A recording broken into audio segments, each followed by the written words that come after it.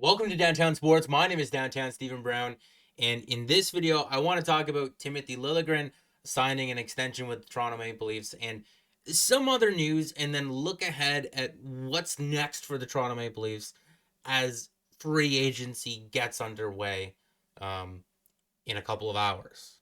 Liljegren's new extension with Toronto is for $3 million per season and 2 years.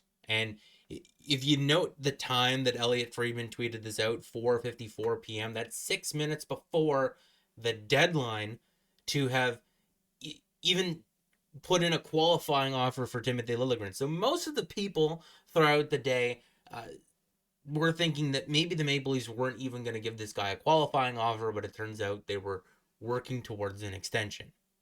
But as I pointed out in this tweet here, just because the Maple Leafs signed him to a contract extension doesn't necessarily mean that he's going to be on the team to start next season.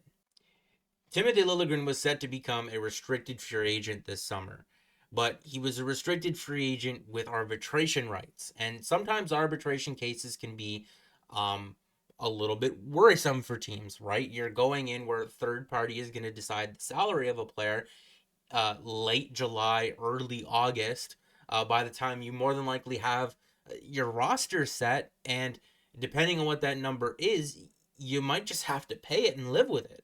So if a team was interested in trading for Timothy Liljegren, unless they just had boatloads of cap space and they weren't really worried about what the arbitrator was going to award him, um, teams might have been hesitant to say, okay, here's full value for this player.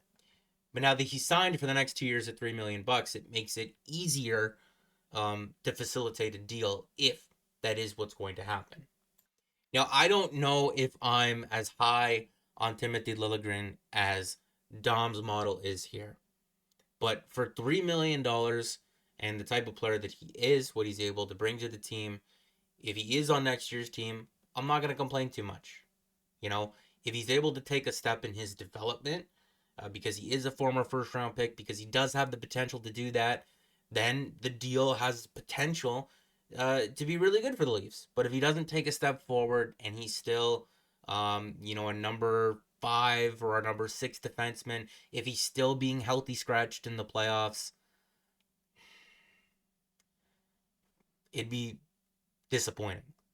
But as a lot of people have pointed out, Timothy Liljegren suffered a couple of injuries this year where it felt like he was just about to get on a roll and start playing good, and then he would get hurt. And when he would come back, he would have to find it all over again.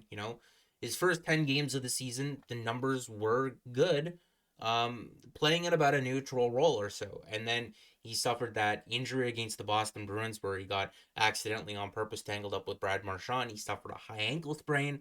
It took him a while to come back from that, but in the next 30 or so games of his season, these numbers are very, very respectable, albeit in a more sheltered offensive role. And then he missed a couple of games due to an upper body injury. And after coming back from that, the numbers were not as good, after he started to get rolling throughout the middle of the year. But the sample or segment of games that people like to point out the most are the 5 games that he played while Morgan Rielly was suspended. And he played up over 22 minutes a night while Rielly was suspended. He was playing in a more defensive role, and he had 7 points in those 5 games, and it looked like he was starting to get on a roll. The advanced numbers aren't necessarily the best here, but he looked like he was playing with a lot more confidence.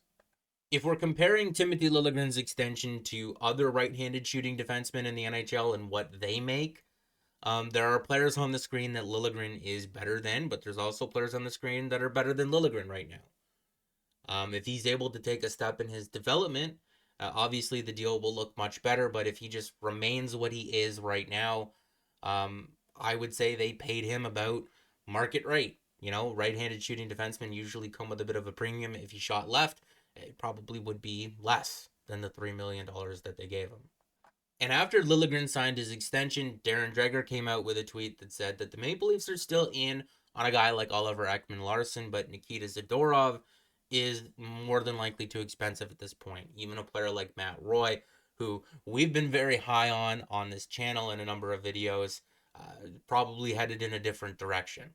Because if you look at their roster after re-signing Max Domi, Timothy Liljegren, and I'm penciling in a $2.5 million placeholder at the backup goalie position, and I'm also assuming that Chris Tanev comes in at about $5 million or so at the time I'm filming this video. We don't have anything official. I'm just going off of the Kevin Weeks tweet from Sunday night. But they got $5.4 million to spend, and in an ideal world, you find a better third line center than David Kampf. You need another winger, and you need another top four defenseman here. If you wanted to place a guy like Ryan Reaves on waivers, you'd have $6.6 million in cap space, but still, that's not enough money to find a top four defenseman, a third line center who's better than David Kampf, and also fill out one more forward spot. Maybe you would have liked to have filled that other forward spot with a guy like Nick Robertson, but apparently, according to Chris Johnston, Nick Robertson has requested a trade.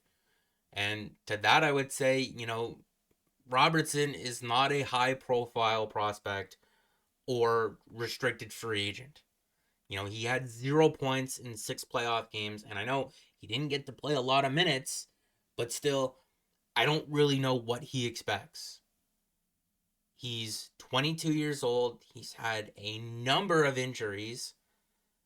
And when he does get to play, there are defensive warts in his game. But what he is good at is scoring goals. And at 5-on-5 last year, a minimum of 250 minutes played at 5-on-5, Nick Robertson had the 17th highest goals per 60 minutes. The guy has a very, very good shot.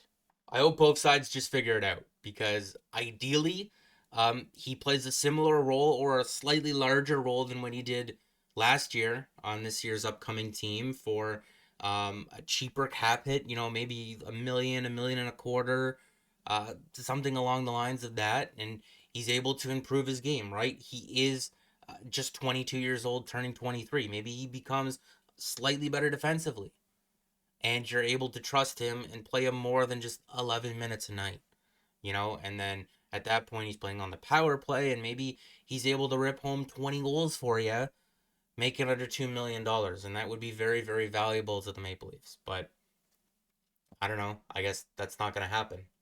But in coming back to the roster and looking at the holes that this team has, like I said, you could place a guy like Ryan Reaves on waivers. You can trade a David Kampf, maybe even a Kalle Järnkrok. I understand he scored 20 goals a couple of seasons ago. He's got a good shot. He plays the penalty kill, but in the playoffs, he's got 5 career goals in 93 games. He had 0 points last year against the Boston Bruins. So if you can move on from him and re-sign a guy like Connor Dewar, who has been an effective penalty killer throughout his career, that's why the Maple Leafs went out and traded for him in the first place. He can also play a little bit of center, and he scored 10 or 11 goals last year. If you can bring him in for a cheaper price and use the difference to allocate to getting another top 4 defenseman or getting another centerman in here, I think that would be worth it. Darren Dreger mentioned a player like Oliver Ekman-Larsson, and he shoots left-handed and was terrible for the Vancouver Canucks, and that's why they ultimately decided to buy him out. But last year for the Florida Panthers, playing on their third pair and playing in some power play minutes, getting some more offense on the Maple Leafs blue line is not the worst thing. Oliver Ekman-Larsson was quite good for the Panthers last season in that role, making just over $2 million. Obviously, because OEL shoots left, you'd have to rejig the pairs a little bit, but Simone Benoit playing with Jake McCabe on the right side was a very effective shutdown pairing for the Maple Leafs last season. And in certain situations, obviously, if you needed to really shut down the game, you could play Jake McCabe on the left side with Chris Tanev.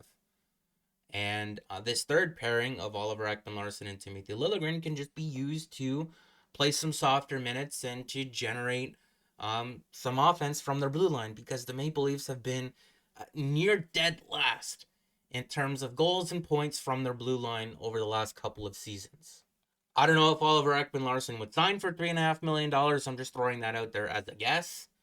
Um, he was just bought out just over a year ago. That is a raise on what he's making right now. If there's some term on that deal, maybe it's around there, and the Leafs can have about $6 million left over to find a third line center and fill out this one more spot. As for who that third line center could be, I've thrown Ross Colton's name out there. He's apparently on the trade block because they need to shed some salary over in Colorado, and he makes $4 million. And I believe he signed for 3 more seasons. He was very good for them in a defensive role. His advanced metrics were very good, but he also throws a lot of hits. He's a very good forechecker. He's a very good energy player, if you remember him on the Tampa Bay Lightning.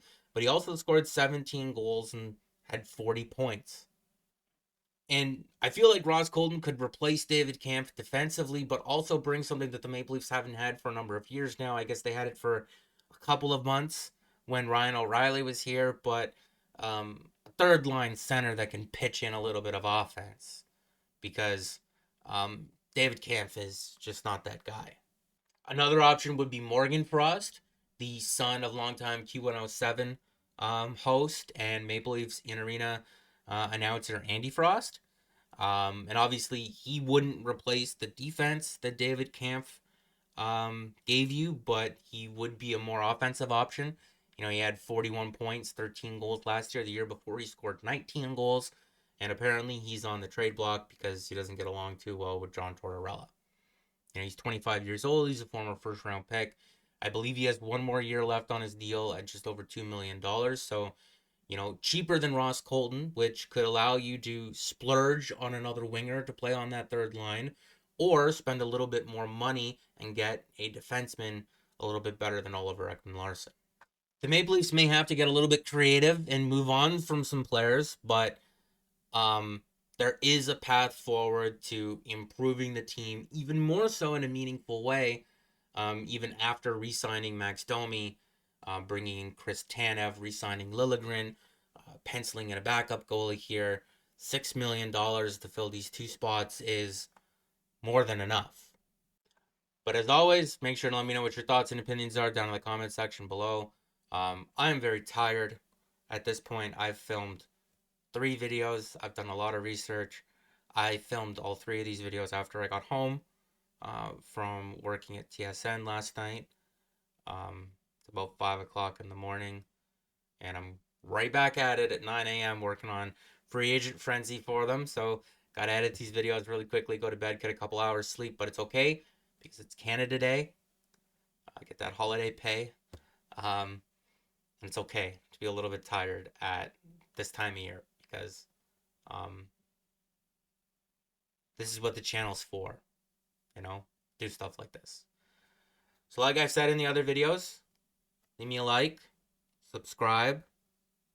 I'm very tired. Go watch the other videos.